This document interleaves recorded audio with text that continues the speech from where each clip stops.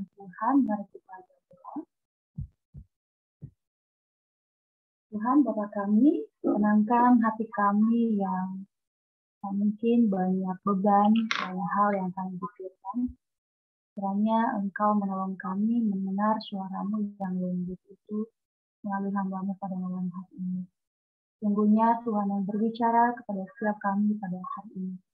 Di dalam nama Yesus kami berdoa. Amin.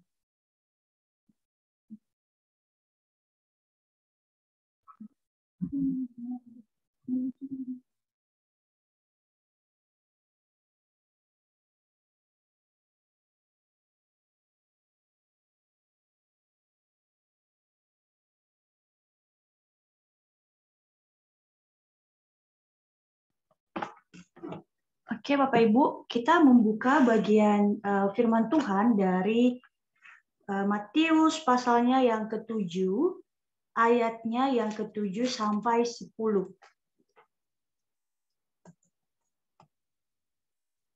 Matius pasal 7, ayat 7 sampai 10 ya.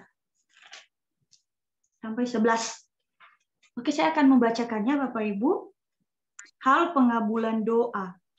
Mintalah, maka akan diberikan kepadamu. Carilah, maka kamu akan mendapat.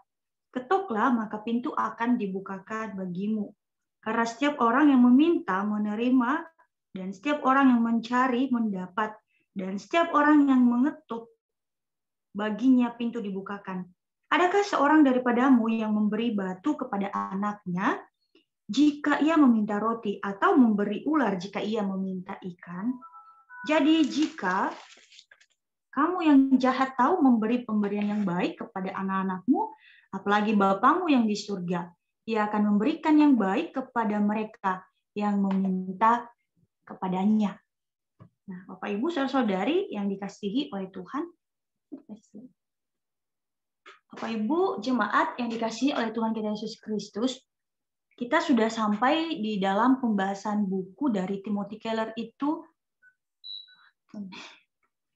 Ya, bukunya itu masuk di dalam aturan-aturan dalam doa ya.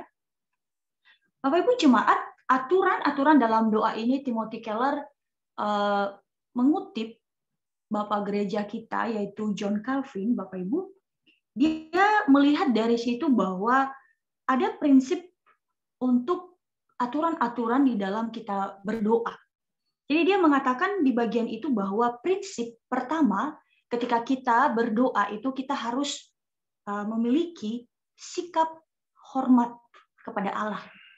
Bagaimana sikap hati seseorang untuk ketika datang berdoa kepada Allah itu, yaitu dia harus menghormati Allah.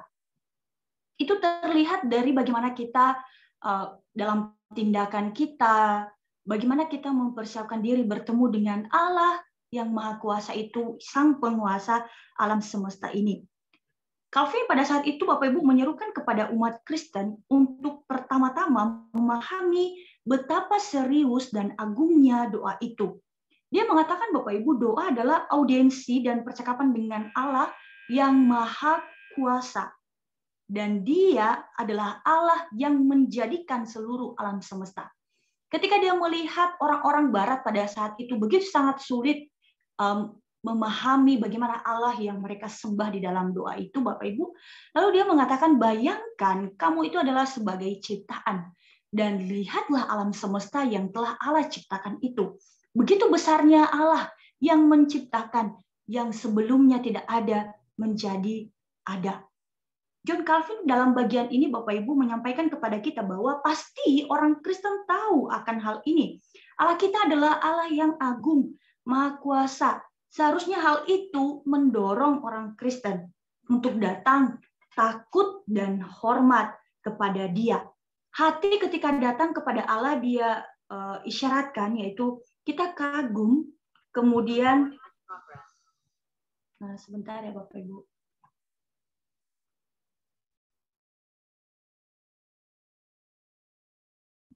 Dia mengatakan bahwa ketika kita ada di dalam keadaan kita sedang berdoa, di situ sesungguhnya bagaimana kita fokus kepada Allah itu Bapak Ibu, ketika mungkin kita berpikir di mana Allah, benarkah saya sedang berdoa kepada Dia? Hati kita itu terlebih dahulu kagum kepada Allah itu sendiri. Kita harus datang di dalam doa yang begitu digerakkan oleh keagungan Allah, hingga kita terbebas dari kekhawatiran dan juga ikatan duniawi. Di sini Bapak Ibu, Calvin menyinggung salah satu konsep yang penting, namun paling sering disalahartikan di dalam Alkitab. Dia mengatakan bahwa kadang manusia itu tidak memiliki kekaguman kepada Allah yang besar. Hanya merasa bahwa takut. Jadi merasa bahwa ibadah itu gimana ya? Hanya karena dia takut dihukum gitu. Dia mengatakan bukan seperti itu sesungguhnya. Hati kekaguman kepada Allah yaitu bagaimana kita berpikir bahwa kita telah menerima kasih karunia daripada Allah. Berpikir bahwa takut akan Allah berarti merasa takut Dia akan menghukum kita, itu sebenarnya tidak menjadi dasar hidup orang Kristen. Karena apa? Kita sudah telah ditebus oleh Allah. Di dalam next Bapak Ibu, di dalam firman Tuhan, di dalam 1 Yohanes 4 ayat 18 berkata, di dalam kasih tidak ada ketakutan. Kasih yang sempurna itu telah melenyapkan ketakutan. Sebab ketakutan mengandung hukuman. Dan barang siapa takut, ia tidak sempurna di dalam kasih. Di dalam bagian itu Bapak Ibu, John Calvin mengatakan bahwa harusnya ketika kita datang beribadah kepada Allah, ketika kita berdoa, bukan ketakutan yang sepertinya Allah itu menghukum. Tidak Bapak Ibu. Tetapi bagaimana pada akhirnya orang yang sudah menerima anugerah itu dikuasai dengan kegaguman akan kasih Allah yang besar. Sehingga dia katakan itu menjadi poin penting pada akhirnya melihat bahwa saya sedang berhubungan dengan Allah yang mengasihi saya. Lalu kemudian Roma 8 ayat 1 berkata, demikian sekarang tidak ada penghukuman bagi mereka yang ada di dalam Kristus Yesus. Jadi dia tidak mengatakan Bapak Ibu bahwa kita tidak perlu takut akan Tuhan, tapi takut akan Tuhan yang sering salah dipahami oleh orang-orang Kristen. Harusnya ketika berdoa itu karena kita sudah tahu bahwa kita tidak sudah ditebus gitu ya. Jadi kekaguman kita kepada Allah itu menguasai diri kita pada saat itu. Sehingga kita melihat Allah di dalam doa kita itu adalah Allah yang mengasihi. Allah yang tahu apa yang terbaik untuk saya. Takut akan Allah bagi orang Kristen bukan berarti kita terus-menerus takut. Nah ini yang dia tegur lagi Bapak Ibu. Seringkali orang Kristen itu hanya takut dan terus-menerus takut akan hukuman Allah. Tetapi tidak ada gerakan konkret untuk berusaha hidup benar. Itu malah yang dia katakan. Kadang-kadang orang Kristen dia katakan kebalik gitu ya. Tuhan sudah memberikan pengampunan, tapi dia takut akan hukuman gitu ya. Lalu dia mengatakan ternyata orang Kristen juga sebatas itu aja. Hanya takut hukuman, tapi dosa tetap jalan gitu. Harusnya orang Kristen tidak seperti itu dikatakan. Bahwa orang Kristen sesungguhnya berusaha dengan konkret bahwa dia akan meninggalkan dosa.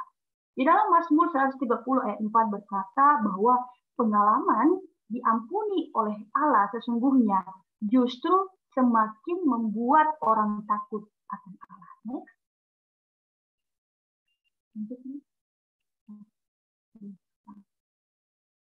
Nah, ini Bapak Ibu ya. Pengalaman Pengalaman diampuni oleh Allah sesungguhnya justru semakin membuat orang takut akan Allah. Lalu ketika mungkin kita berpikir ya Bapak Ibu ya, bagaimana kalau kita tidak takut akan Allah? Maksudnya seperti apa sih?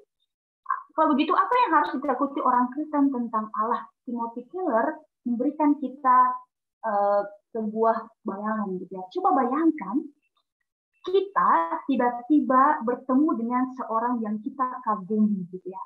Entah itu artis, entah itu teolog yang kita kagumi gitu ya, bukunya sampai kita beli gitu ya. Lalu hari itu kita berkesempatan untuk berjabat tangan, lalu kita bertemu dengan dia. Lalu seseorang yang selalu kita puja sebagai seorang pahlawan atau apapun gitu ya, dia memberikan uluran tangan dan bersalaman dengan kita Bapak Ibu. Lalu dia mengatakan bahwa pasti pada saat kita bertemu dengan dia pada saat itu, kita pasti berusaha untuk menampilkan apa yang terbaik. Takut pada saat itu untuk disakiti. Nggak mungkin kan Bapak Ibu. Jadi dia memberikan gambaran takut akan Allah yang benar itu seperti apa ya. Kita tidak akan takut pada hari itu ketika kita bertemu dengan idola kita pada hari itu dia akan menghukum kita. Sebaliknya kita benar-benar takut melakukan sesuatu yang bodoh atau mengatakan sesuatu yang tidak pantas kepada orang itu.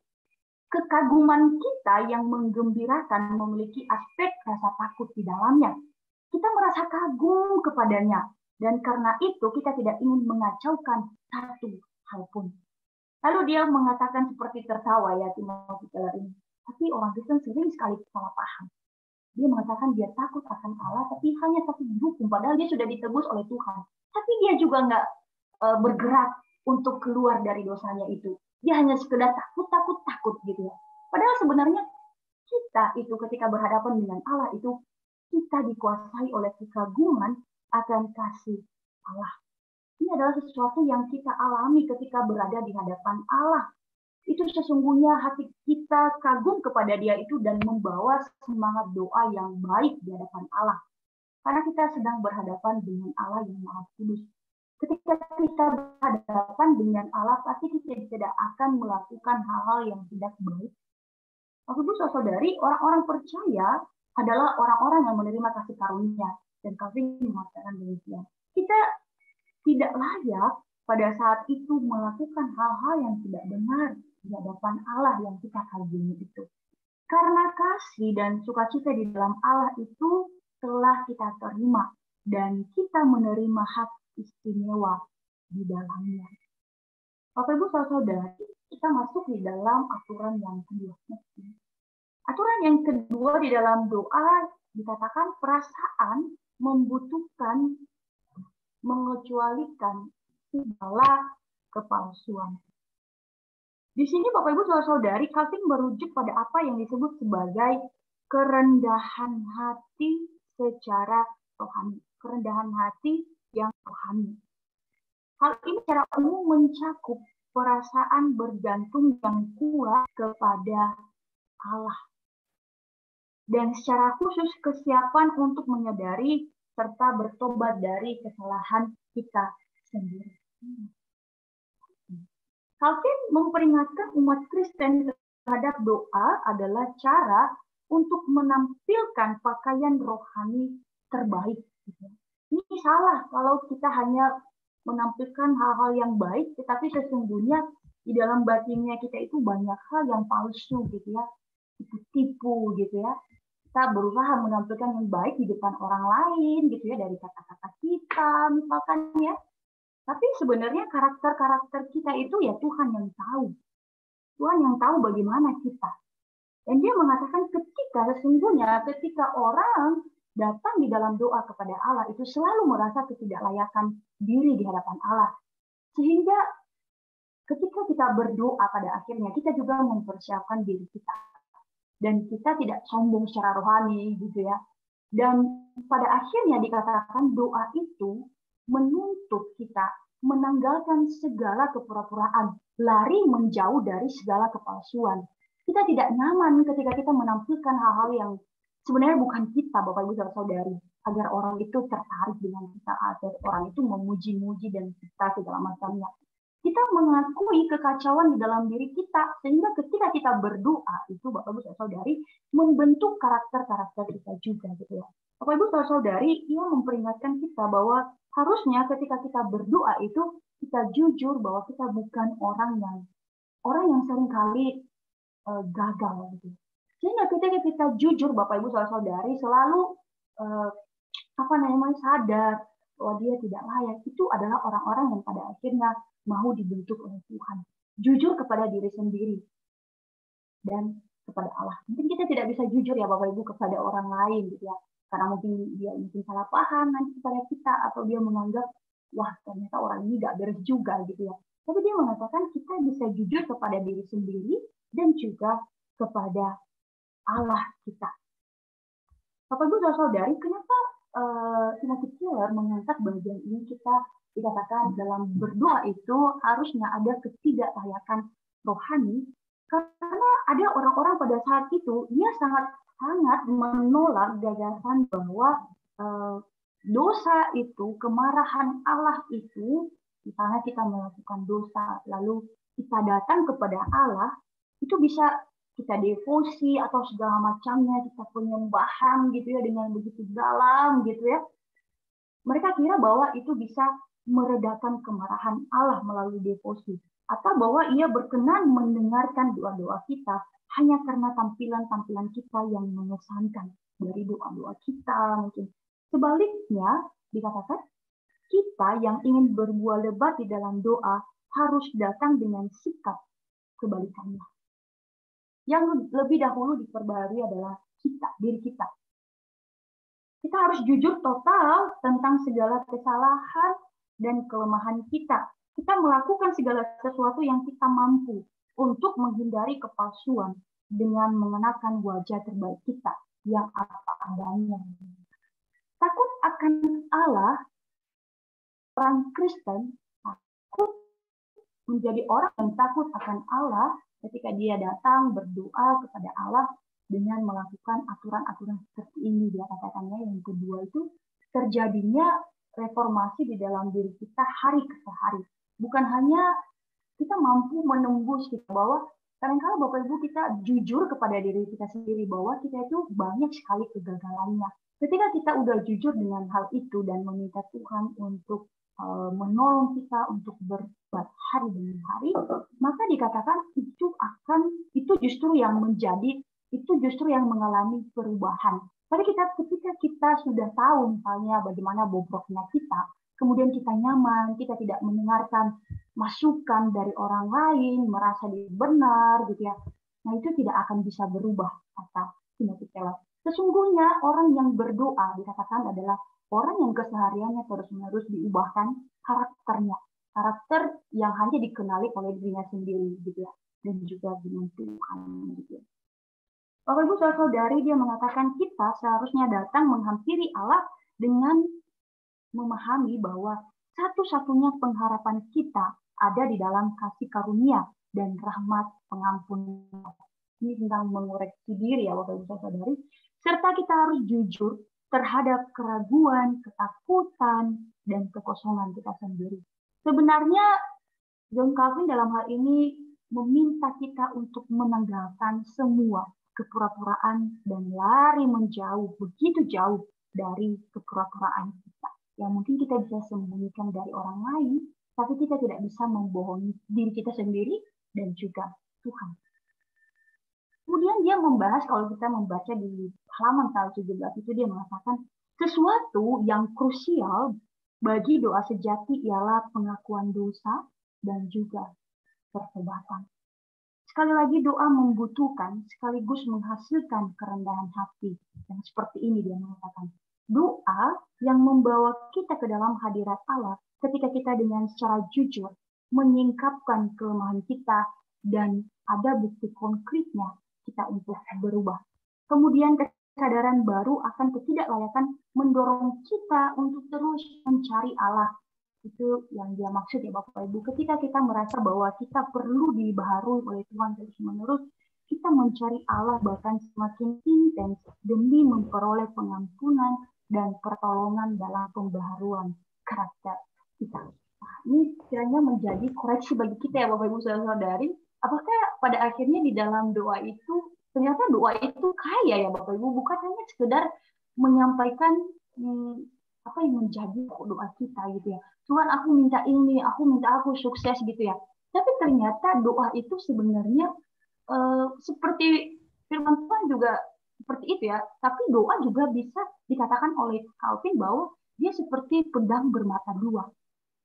Menegur, mungkin kita bergumul dengan hal bagaimana kita beriman gitu ya.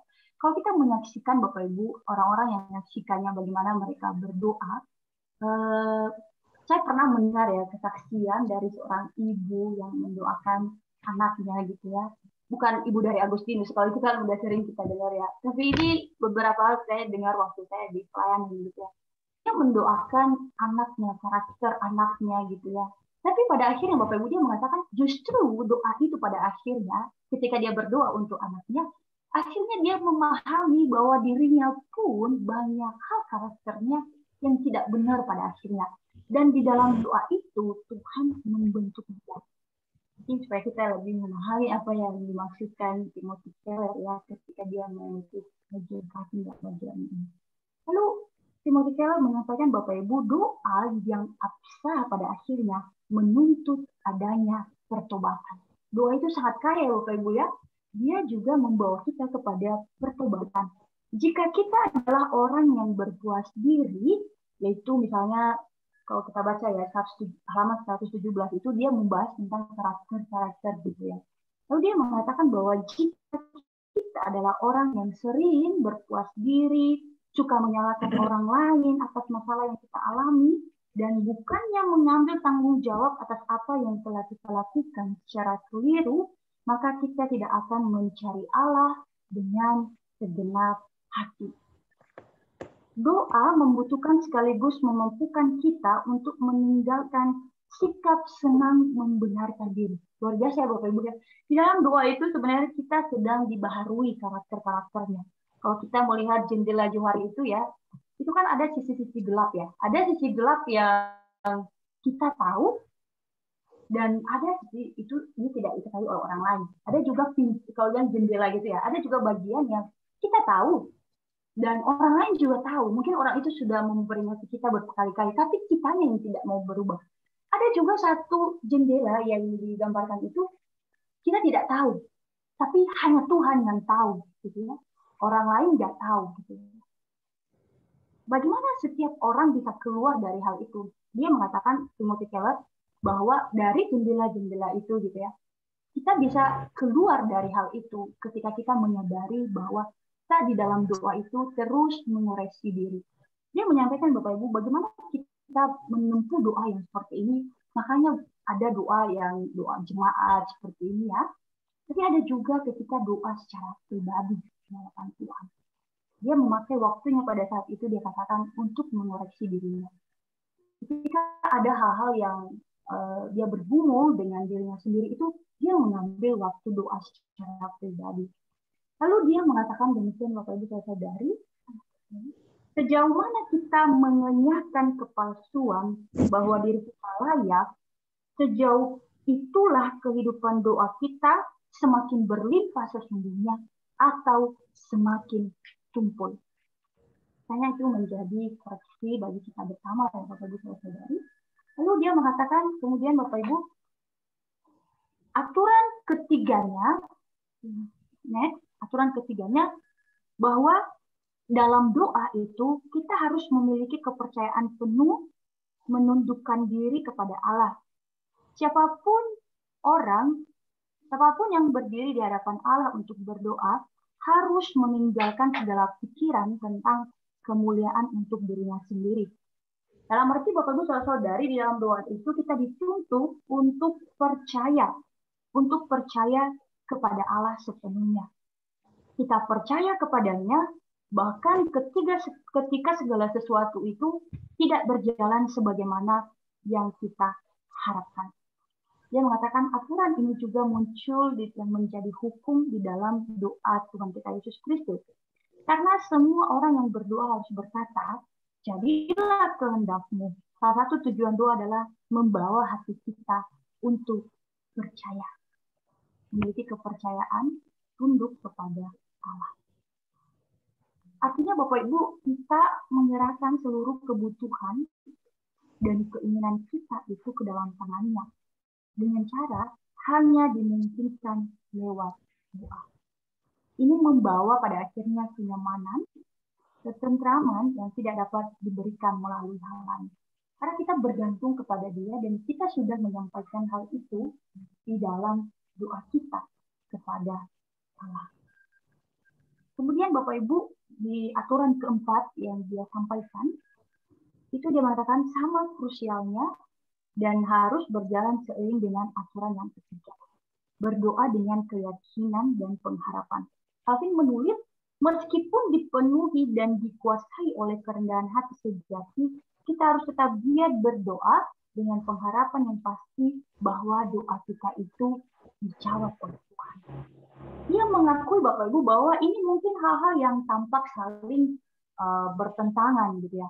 Lalu ia melanjutkan pendapatnya tentang mengapa pertentangan ini hanya tampak demikian meski tidak sesungguhnya seperti itu.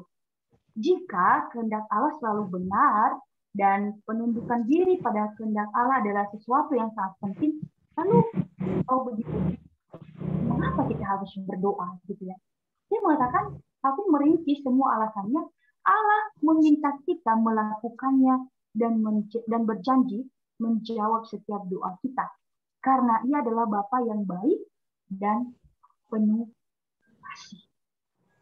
Bapak Ibu saudari, selain itu Allah seringkali, kenapa kita, kalau kita sudah tahu gitu ya, nanti juga Tuhan tahu lah gitu ya, itu juga nanti sesuai kehendaknya, lalu apa saya berdoa gitu ya. Tapi dia mengatakan bahwa Allah seringkali menunggu untuk memberi berkat sampai kita memintanya di dalam doa. Mengapa? Setiap perkara baik yang tidak kita minta biasanya, itu memang Allah sudah tahu. Tapi dia juga menuntut kita untuk beriman kepadanya. Melalui doalah dia mendengarkan apa yang kita butuhkan. Pemberian-pemberian dari Allah jika kita tidak sadari gitu ya. Kenapa harus ada doa? Dia mengatakan bahwa kalau kita hanya tidak meminta kepada dia, maka kita manusia yang dasarnya sudah jatuh di dalam dosa gitu ya. Bahkan manusia pertama aja mau menyaingi seperti Allah. Padahal dia udah jelas-jelas tahu bahwa dia hanyalah ciptaan. Tapi dia ingin menginginkan sama seperti Allah. Dia mengatakan alasannya bagaimana kita menunjukkan diri kita itu tunduk kepada Allah, dan memang kita sudah tahu bahwa Tuhan juga nanti memberikan apa yang menjadi kehendaknya. Tapi dia mengatakan bahwa Allah justru mendengar apa yang disampaikan oleh umatnya itu ya dalam doa. Gitu. Kadang-kala ketika kita tidak tunduk di dalam apa yang Tuhan inginkan, kita berdoa, meminta kepadanya, maka sebagai manusia itu kita sering jatuh di dalam dosa lupa gitu ya. Dan kita tidak sadari bahwa itu adalah berkat dari Tuhan. Ini sangat mematikan bagi jiwa. Karena semua itu menganggap bahwa itu karena saya gitu ya. Pada akhirnya itu bukan Tuhan. Bahkan dia mengatakan bahwa kadang-kala manusia ini kita udah doa pun, dia udah tahu itu dari Tuhan, kadang-kala manusia yang sudah dikuasai oleh kesombongan, dia mengatakan kalau itu usahanya dia. Akhirnya Bapak Ibu, Timotius menyampaikan bahwa kedua kebenaran ini dari aturan 3-4 ini bukan pada akhirnya bertentangan, tetapi harus berjalan seiringan, saling melengkapi. Di satu sisi kita tahu bahwa kita tidak memperoleh apa-apa. Di dalam Yakobus 4 ayat 2 dikatakan, kamu tidak memperoleh apa-apa karena kamu tidak berdoa.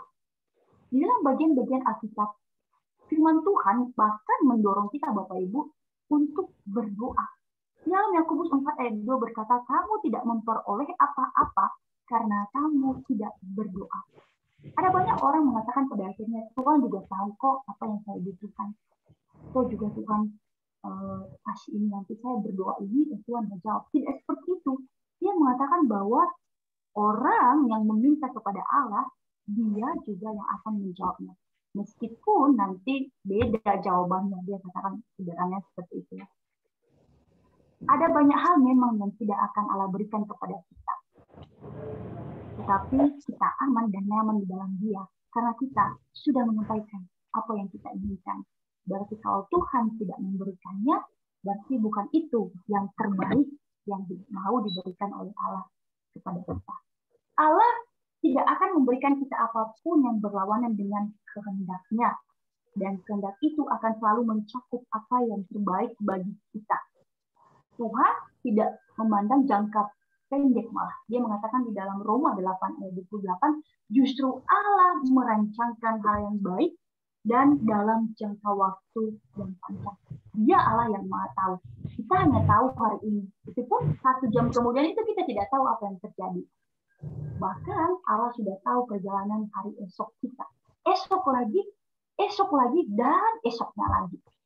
Sehingga dia mengatakan bahwa untuk apa kita ragu datang kepada dia dan menyerahkan segala kekhawatiran kita kepada dia. Bapak Ibu saudara-saudari yang dikasihi oleh Tuhan kita Yesus Kristus, dia lalu mengatakan bahwa hanya ketika kita melihat bahwa kalau masih ada di dalam alasan-alasan bahwa saya juga berdoa nanti juga itu juga yang terjadi gitu. Kadang-kadang yang nggak saya sukai itu yang menjadi jawabannya. Tapi kita tidak pernah bergerak gitu ya. Jangan-jangan sebenarnya Tuhan menginginkan kita itu untuk menyampaikan apa yang kita inginkan itu di dalam doa. Itulah jalannya bagaimana kita menyampaikan apa yang menjadi kerinduan kita kepada Allah. Bapak saudari yang dikasihi oleh Tuhan Yesus Kristus, lalu di bagian terakhir bukunya itu dia menyampaikan satu bagian bahwa aturan yang kelima sesungguhnya adalah tentang kasih karunia, berdoa dengan pemahaman kasih karunia, bahwa doa kita itu dijawab oleh Tuhan di dalam anugerahnya dan di dalam kebaikannya Allah. Bapak Ibu saudari, hanya ketika kita melihat bahwa kita memahami bahwa ketika kita berdoa kita akan menerima apa memang yang terbaik yang diberikan oleh Allah, maka kita mampu mempercayai pada akhirnya bahwa apapun yang menjadi jawaban dari doa kita itu dari Tuhan, gitu ya. Dan pada akhirnya kita juga tidak menyalahkan diri, gitu ya, bahwa saya sudah doakan. Kalaupun Tuhan tidak menjawabnya dan beda jawabannya, dia pada akhirnya ketika dalam proses doa itu juga dibentuk oleh Tuhan. Sehingga pada akhirnya Bapak Ibu saudari di dalam doa itu sebenarnya doa itu bukan hanya kita menyampaikan apa yang menjadi pokok doa kita pada akhirnya, tetapi kita juga secara khusus dibentuk oleh Tuhan. Kita pelajari hari ini Bapak Ibu saudari, dia mengingatkan kita agar di dalam doa itu kita menghormati Allah, kita juga terus-menerus mau dibentuk oleh Allah, memiliki kepercayaan penuh, tunduk kepada Allah kita di dalam doa-doa kita, berdoa dengan penuh keyakinan dan pengharapan. Ini iman ya Bapak Ibu saudari. Kemudian berdoa dengan pemahaman kasih karunia. Bapak Ibu saudari, biarlah bagian yang kita pelajari pada hari ini kembali menolong kita untuk terus semangat berdoa, terus semangat juga memiliki pemahaman-pemahaman yang baru ya, bahwa di dalam doa itu pada akhirnya kita juga dibentuk oleh Tuhan. Biarlah kebenaran pada malam hari ini menolong dan juga menguatkan kita. Amin. Mari kita berdoa. Tuhan Allah Bapa kami bersyukur untuk beberapa hal yang Engkau sampaikan kepada kami pada hari ini. Tuhan mengingatkan kami bagaimana kami hormat kepada Allah di dalam doa-doa kami. Kami juga terus bergantung sepenuhnya kepada Tuhan. Dan ketika kami menemukan diri kami mungkin lelah, bahkan menanyakan bahwa banyak hal Tuhan masih belum menjawab doa kami. Ajar kami untuk terus melihat kasih karunia bahwa Engkau akan menjawab doa kami. Dan lebih daripada itu kami memahami bahwa Tuhan tahu yang terbaik, apa yang baik untuk kami. Kami sadar Tuhan kami tidak mampu tanpa Tuhan yang terus menolong dan juga terus mengingatkan kami. Ajar kami untuk juga dibentuk oleh Tuhan di dalam karakter kami ketika kami membangun relasi bersama dengan Tuhan di dalam doa-doa kami. Terima kasih Tuhan, dan Engkau yang terus berbicara kepada kami agar kami selalu mengingat aturan-aturan di dalam kami berdoa, agar kami pun memuliakan Tuhan di dalam doa-doa kami. Terima kasih Tuhan, kami bersyukur dan berterima kasih Di dalam nama Tuhan kami Yesus Kristus. Amin.